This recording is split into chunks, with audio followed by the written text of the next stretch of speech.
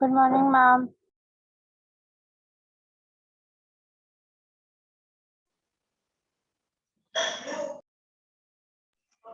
Good morning, ma'am.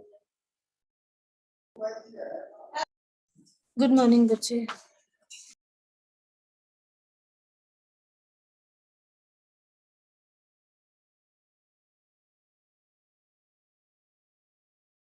Where is Keshav these days? Not seen him. Planning to give a call at his place today. Is he Ma'am, coming to collect? he was there for the first class, and then he didn't attend any other class. Every day he joins before the break and then he disappears. I was just wondering this only, that is he there for other classes or not? I need to get a call done to his parents. That means he's not coming for the last 1 week. He's not coming for classes. This is so surprising. Today you have 2 periods, na beta? History again, class 11th. Yes, ma'am. So we'll do one thing. We'll study in this period. Last period we'll do what we were doing. Snehal knows about it. We were doing questions of this first part. Question answers. We were discussing just question answers, because by that time you'll also feel a bit of tiredness. So let's study in this period and then wind up with the first part in the last period. Our man has become primitive too, a little bit modern now. He has started so many things now. What all he has started, Snehal? Because you were present yesterday, you'll be able to answer in a better way. Ma'am, shelters, tools, food.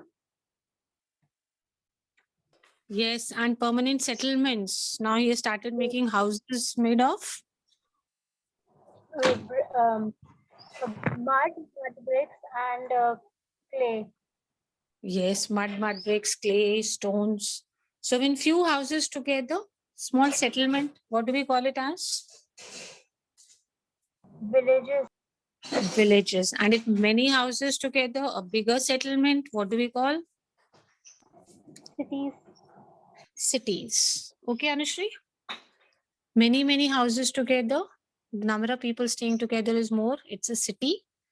And number of houses, people staying together is less, we refer to as a village, beta. Okay. Why were you also not coming? You were also not there for the classes. Ma'am, You were present. yesterday I come, ma'am, but I don't know the time that it will. Ma'am, I am in the waiting. Arey bacha, 5 minutes, after 5 minutes, the meeting automatically gets logged. No, that is the problem. We have been instructed like this only from school. Yes, Meeting has to ma'am, be. Timings का problem हो रहा था, इसलिए हम timing पता नहीं थी. Never mind, I'll post the timings in your group. See, we are going to study about writing in city life. Now, man is becoming more modern. How is becoming more modern? He's going to stay in a city, and he has also developed the art of what? Writing. So, all of you, quickly read very quickly. Both of you read the first 2 paragraphs. Then let's discuss and see how man has started staying in cities and how he has learned to write. Quickly read.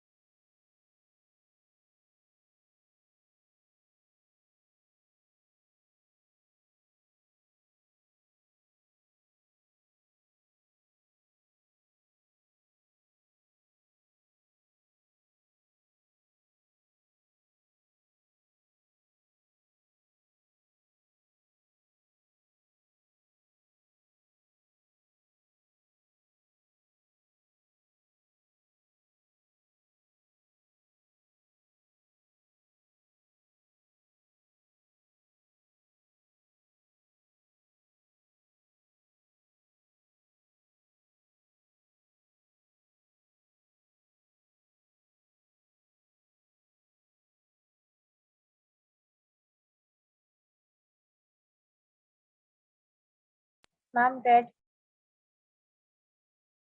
Okay, very good. So we are going to read about two things mainly in this chapter, this part, that is writing skills, and the second is city life. City life began in, tell me the name of the place. Mesopotamia. Mesopotamia. Yes, Mesopotamia. When I say Mesopotamia or you say Mesopotamia, we mean the land between which two rivers? The Tiger rivers and Yes, beta, between Euphrates and the Tigris River. Tiger. You should remember the name. Mesopotamia is a land which is situated between two rivers, the Euphrates and the Tigris River. Now it is which country? Iraq. Iraq.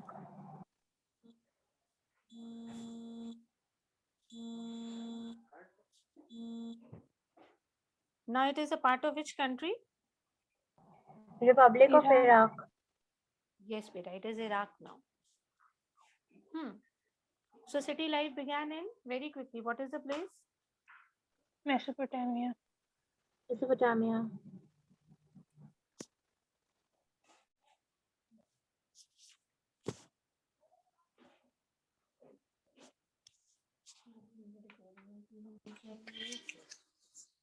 Yes, beta, name the two rivers between which you will find the city.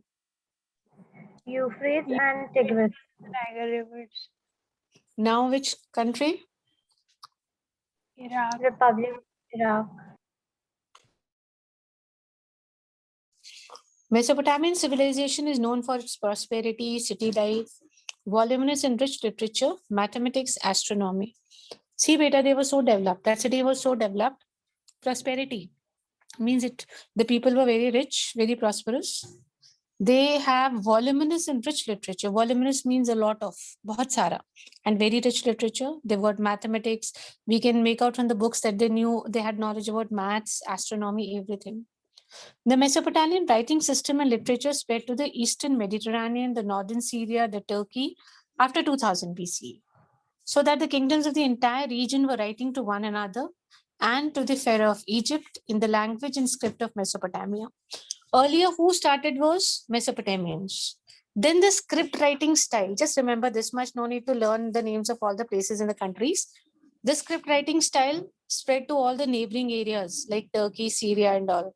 And they started communicating with each other. They were writing to one another by this script of Mesopotamia only.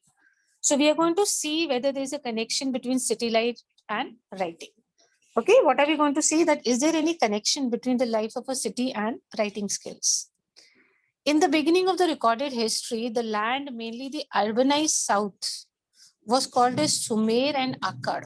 Understand these two words again. That land, which was mainly urbanized. What is urbanized? Ma'am, which is developed. Beta, go back and think about the words rural and urban. Rural is villages, urban is city. So that land where mainly we had cities developing or urbanization took place, at that time in our records of history, that land is called Sumer and Akkad. Can we have the names, please? Urbanized land. Sumer and Akkad. Sumer and Akkad. Yes. So earlier we had Mesopotamia, no doubt, as a very big city. Then in 2000 BC, when Babylon became an important city, the term Babylonia was used for the southern region. So entire southern urban region, which was earlier known as Sumer and Akkad, later the same area was called as, what was it called? Babylonia. What was the name given to that area? Babylonia. So earlier we had Sumer and Akkad region where cities developed. And in that area, we had a very big city, very important city, which came up, that is Babylon. So that area was known as Babylonia. Then we go further, that's somewhere around 1100 BC. The Assyrians established their kingdom in the north. So this region came to be known as Assyria. So there were three changes in the names, beta. The first record that we have of urbanized land, that area was known as what in the recorded history? Mesopotamia. Not Mesopotamia. We just had two words just now. Sumer and Akkad. Yes, very good. Sumer and Akkad. Then we had Babylon city coming up in that same area. So later the same area was known as by what name? Babylonia. Babylonia. Very good. Now in the same area, Babylonia, who attacked, who came and started living there? Assyrians. Yes, Assyrians. Assyrians. And then it came to be known as Assyria, their land. The first known language of the land was Sumerian. The first language spoken in that area was Sumerian. Whether we are talking about see, because the first name was Sumer only. So the first language which was spoken there was Sumerian only. And then Akkad region, after Sumer we call Akkad. So Sumerian language. Then after Sumerian we had the next language. This is Akkadian. What is the name of the language? Akkadian. Akkadian. Yes. So people kept on speaking Akkadian language only till about when we had Alexander rule that time also. Minor changes were done in the language, but we had Akkadian language most popularly used. The first language to be used in the area was Sumerian, replaced by Akkadian, and then Akkadian continued for quite some time. And then these people, Assyrians, had come. So another one, Aramaic, which is the third language which came up. Aramaic. Yes. Aramaic language is quite similar to Hebrew language, and this was widely spoken, and then it is still spoken in some parts of Iraq, Hebrew.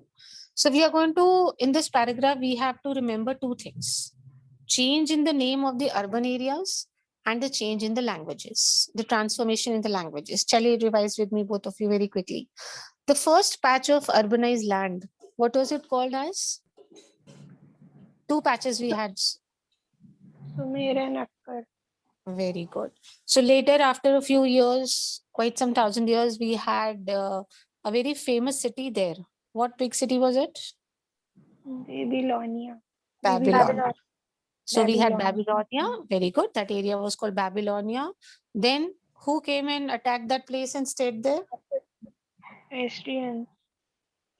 So what place, what name they gave to the place? Assyria. Assyria. Yes. No need to learn the years as of now. Which was the first language and record that we had that was spoken? Sumerian. Sumerian. Very good. Replaced by? Akkadian. Yes. And for quite many years, Akkadian was spoken. Even in Alexander's reign, it is believed that Akkadian was spoken. There were minor changes, of course, in every era. And then finally, we had the language. What is it? Aramaic. Aramaic. Yes. Which is very similar to Hebrew. Hebrew. Hebrew is still spoken in which country? Iraq. Parts of it. Yes, beta. Archaeology in Mesopotamia began in 1840. We're talking of one or two sites that is basically Uruk and Mari. Which are the two sites? Uruk and Mari. Excavations continued for decades. No Indian site has ever seen such a long project. For many years, excavation continued.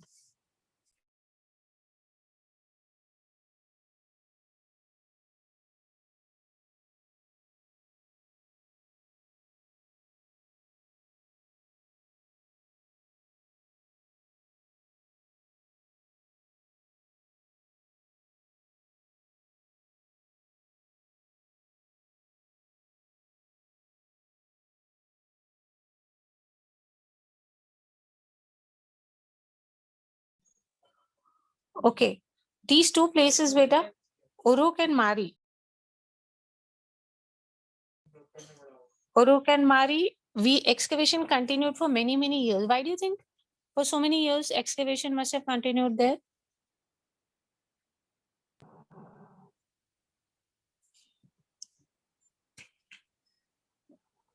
Yes, Because beta.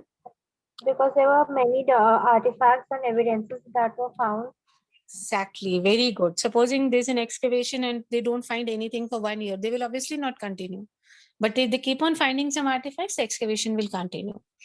Hundreds of Mesopotamian buildings were there, statues, ornaments, graves, tools, seals, thousands of written documents. That is the reason that excavation continued for years, decades in these two sites. Can I have the name of the sites again? Uruk and Mari. Please remember the name Uruk and Mari. Mesopotamia was important to Europeans because of the reference to it in the Old Testament of Bible. Why was it so important for Europeans? One more reason we have over here. Why was it so important? Because it had references to it in the Old Testament, the first part of the Bible.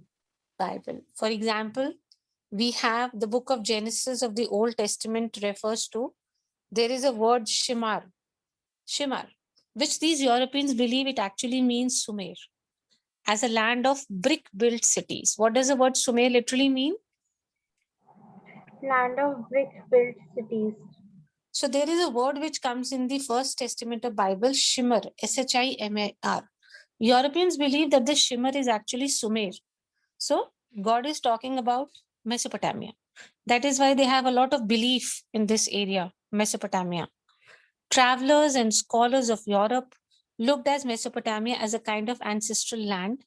When archaeological work began in the area, there was an attempt to prove the truth of the Old Testament. So when archaeology started in that area, they said that this is the time we can prove that the First Testament of Bible, the Old Testament of Bible is absolutely true, whatever is written in this. So we have two significance of this place, Mesopotamia. First, you've already told me that there were a lot of artifacts discovered, and that is why excavation continued for many, many years in that region. And what was the second logic, beta? Tell me. Ma'am, it was an attempt to prove the literal truth of the Old Testament.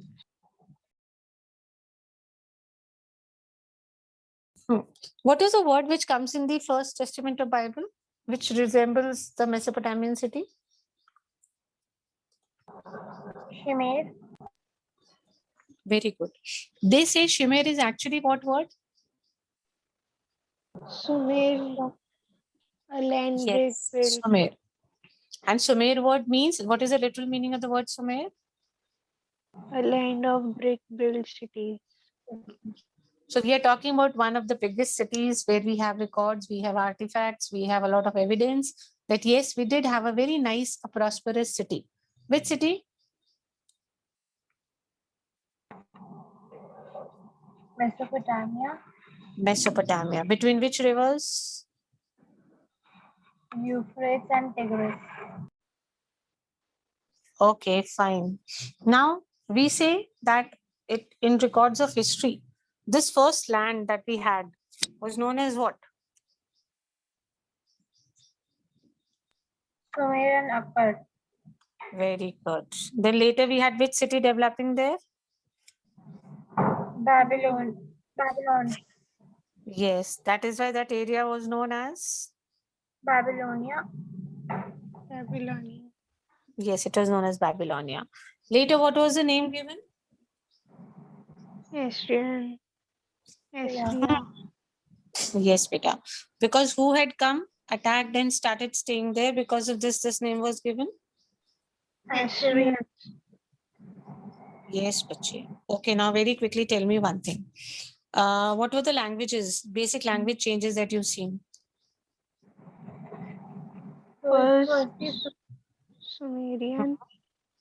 And then Akkadian, which was followed for quite a while till the periods of Alexander, after with regional changes.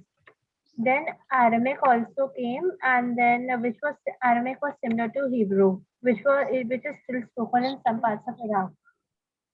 Yes, very good. Okay, Anushri, can you give me one reason why excavation continued for years in Mesopotamia, decades, so many years? Why did they keep on doing the excavation there?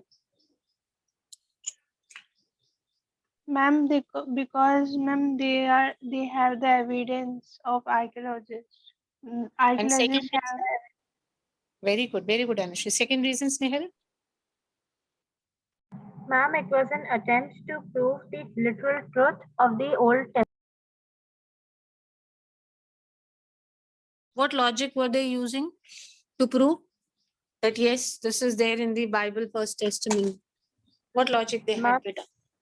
The book Genesis of the Old Testament referred to Shemar, which they thought meant Sumer as the land of brick-built cities. So they were trying to prove that the First Testament is what? About Sumer, the first city. Yes, they've already mentioned about the first city, that is Sumer. So both of them have their own logics, why so much of excavation was done. But basically, because of all these things, one thing became very clear, that Mesopotamia became a city of great significance, whether it was from historian point of view or it was from religion point of view. The Europeans, they took a lot of interest in this city. This was the main reason. From the mid 19th century, there was no stopping the enthusiasm for exploring the ancient past of Mesopotamia. That means people kept on exploring more and more about Mesopotamia. In 1873, a British newspaper funded an expedition of the British Museum to search for a tablet narrating the story of the flood mentioned in the Bible. Now they said, okay, whatever is written in the Bible is absolutely true. So there was a British newspaper. Which year are we talking about? 1873.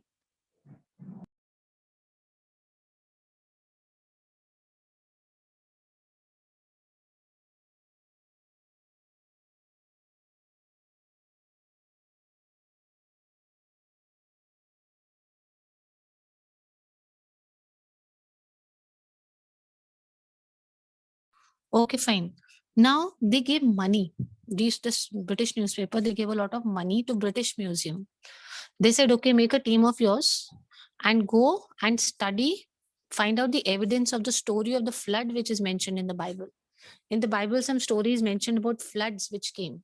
So they said, go and do the research. Who paid the money for this? A British newspaper. And this fund was given to whom? British Museum. In which year? 1873. Yes, beta. So for 17 years, this continued, but by 19, we are going back. So by 1960, it was understood that the stories of the Old Testament were not literally true, but may have been ways of expressing memories about important changes in history. Gradually, okay, gradually the archaeological techniques became far more sophisticated and refined. What is more, attention was directed to different questions, including reconstructing the lives of ordinary people. Establishing the literal truth of biblical narratives receded into the background. See, beta, how changes have come now. After 17 years research, the conclusion was what? That no, everything which is written in the Bible is not true. Now we had more of archaeological techniques, some modern techniques, some sophisticated techniques. So now the attention totally shifted. Now the main purpose was not proving it as a biblical narrative. Okay, this went into the background. The main purpose.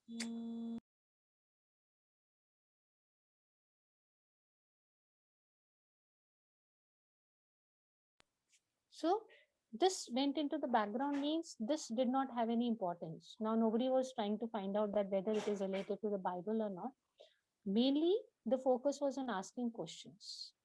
Questions about what must have happened, how this must have happened. Clear, beta?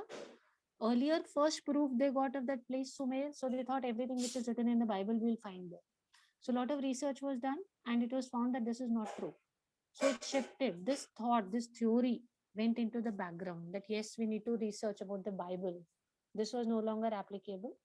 What was the which theory was to be found out about? What was the name of the theory?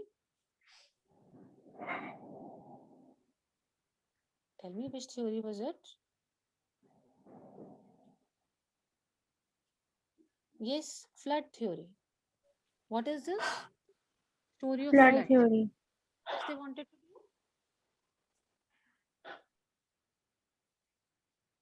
do? This beta, which story? Tell me which story am I talking about, which is mentioned in the Bible, for which fund was given? Ma'am, the flood Theory. Now please read this and tell me what is written in the Bible.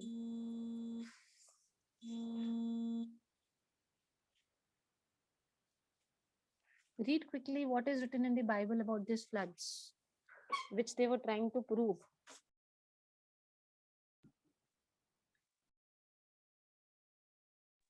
Excuse me, ma'am.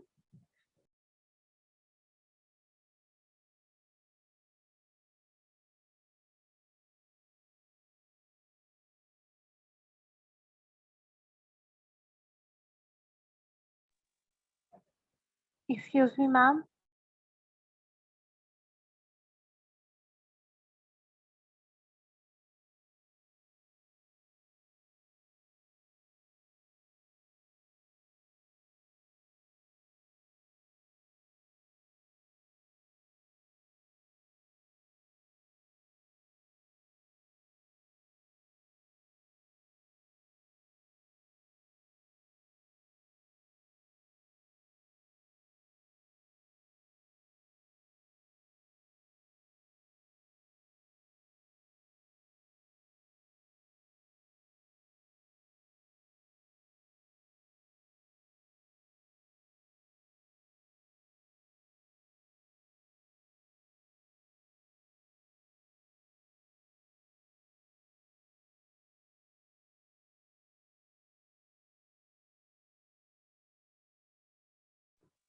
Ma'am, red.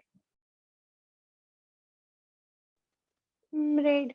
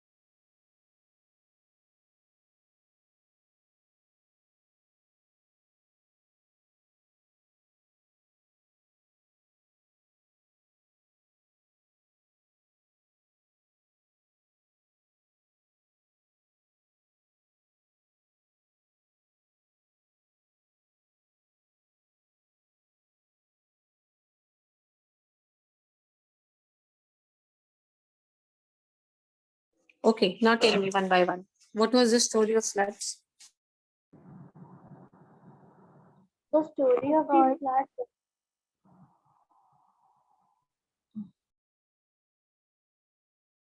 Speak better, one at a time. Speak.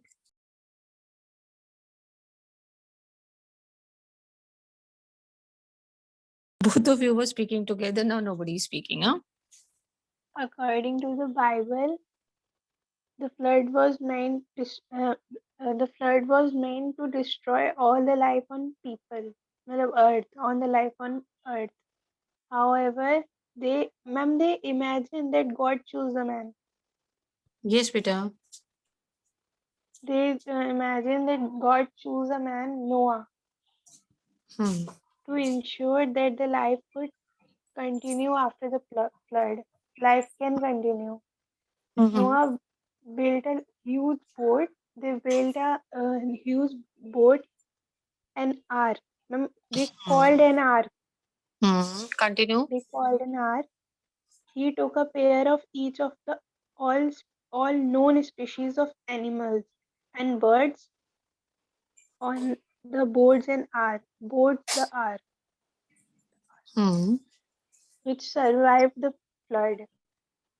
There was Good. a strikingly similar story in the Mesopotamian traditions, Yes. But in place of Noah, where the principal what was the name of the person? yes, Principal ma'am, character. What was the name of the person in Mesopotamian tradition in place of Noah? They call another name. What is it? Zeusudra, Sudra. Zeusudra. Okay. This is Zeusudra. the story And of flood mentioned in the Old Testament Bible. Okay, Snehal, your turn. Tell me, what was the story of flood which is mentioned? So, for which so much of money was given that try and find out, prove it. The story of the flood, according to the Bible, was that a huge flood was supposed to come on earth, which would destroy all life forms. But the God wanted his life forms to survive. Thus, he chose a man called Noah, who made a huge ship called as the Ark. With him, he took a pair of each life forms, animals and birds, on board with him, which survived the flood. This story had a striking resemblance to the story in the Mesopotamian tradition, which with the principal or the main character known as Zeus Udra or Zeus Udra.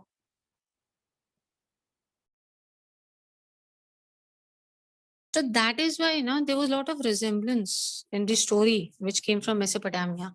That is why these people got so excited that yes, we can prove the Old Testament of Bible. The only difference is the name of the characters, beta. What was the name of the character according to Bible? Zeus Udra. Noah. He was the only person believed to have survived. Rest, God perished everyone. Why did he let one person survive? What according to the Bible does it say that why God let only one person, at least one person survive? The entire mankind, no. Only one man, Noah, was selected. Why? Ma'am, it could be because he was he was pure and like his soul was pure and he was a good man. So he knew that the life form which will continue would be good. Yes. Because if everybody would die, then the life would finish. So he decided to keep one man, and then this man built a boat. And what did he carry with him in the boat? One pair of Each known Only species. species of Yes. animals. Supposing a tiger, a tigress, a lion, a lioness, dog, bitch. So he carried a pair of all the known animals that we had at that time in the boat with him. So that each species that we had, they do not become extinct. Okay. The only difference is the name of the person. If you go according to the ancient testament, what is the name? Old Testament is Noah. Yes. And according to the Mesopotamian culture, it is?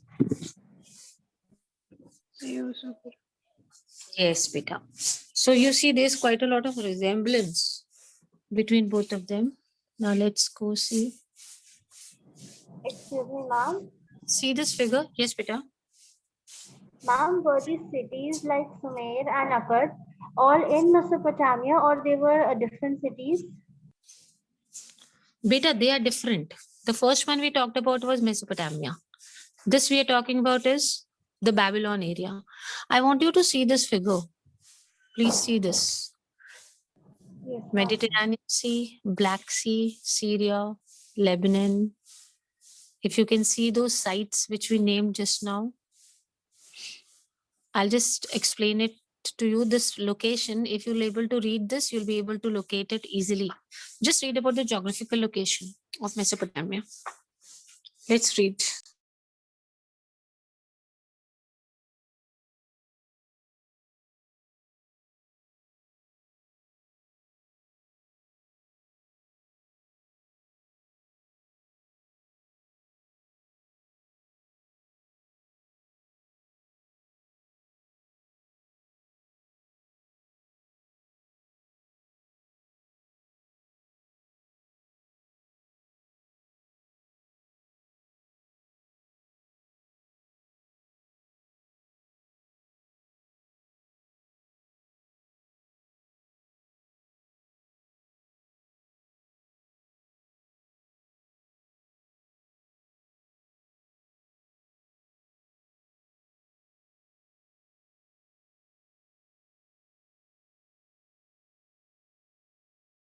Read about the geographical location, then we'll try and understand it with the help of the figure.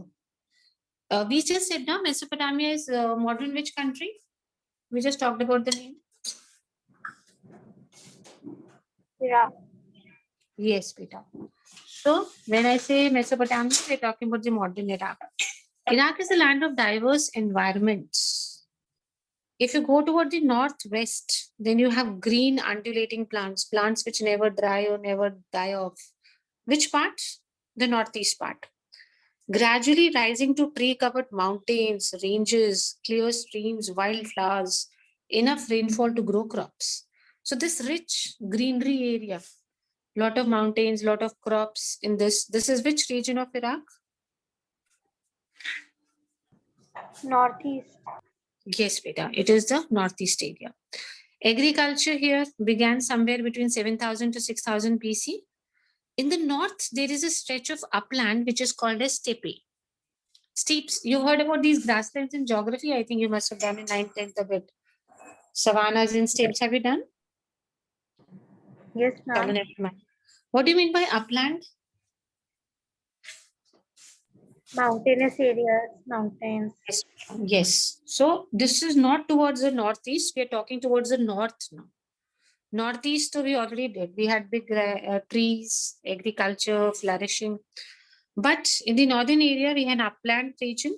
Animal herding, okay, offers people a better livelihood than agriculture because it's at a mountain, it's at a height area. So agriculture is not easy there. So what is the main profession of people in this area, the north area of Iraq?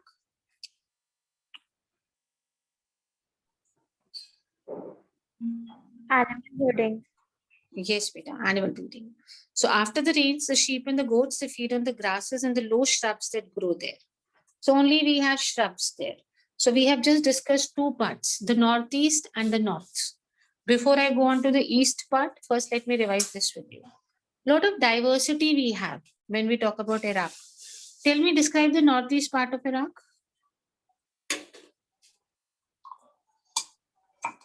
The northeast part is green with the northeast part lies green, unadulting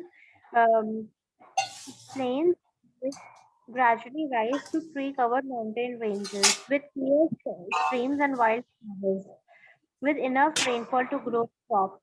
So what would be the main profession in this area, the northeast part? Agriculture. Anushri, try and describe the north side, north area.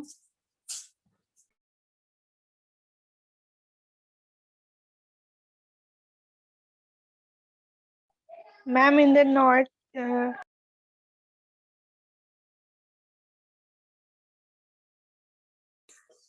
What kind of a land do we have in the north side? ma'am, green, What kind of plants you will find? The big, big trees, bushes. What kind of plants are there?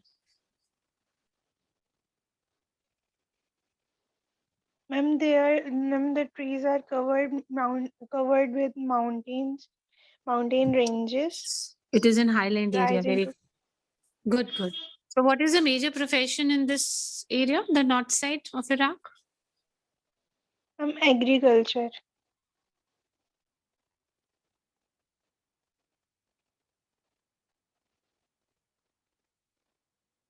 We said Iraq is a country of diversity. You will have a lot of diversity variations. We have already studied how northeast is different from north. Where we have more of agriculture? Chalo, tell me once again, northeast or north? Northeast. Yes, beta, north. Now let's come northeast. Now let's talk about this part, the east. East, we had the tributaries of the river Tigris, which I had already mentioned to you. Routes of communication into the mountains of Iran. If somebody has to enter Iran by waterways, they come through this river, that is river Tigris. So this east side, we have a river. Name of the river is? Tigris. Okay. And the south is a desert.